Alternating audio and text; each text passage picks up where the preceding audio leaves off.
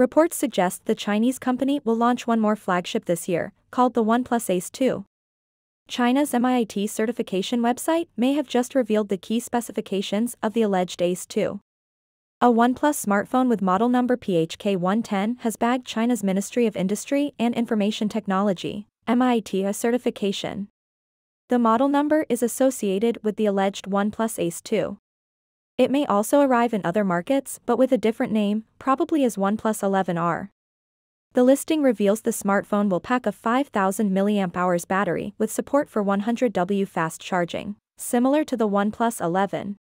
It confirms 5G connectivity as well as dual SIM card support on the device.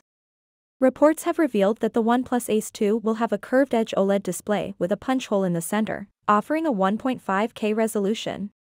Under the hood, the smartphone could be powered by a Snapdragon 8 Plus Gen 1 processor, paired with up to 16GB RAM and up to 512GB storage.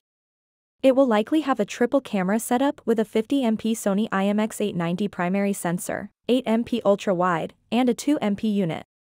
The handset could have a 16MP selfie snapper on the front,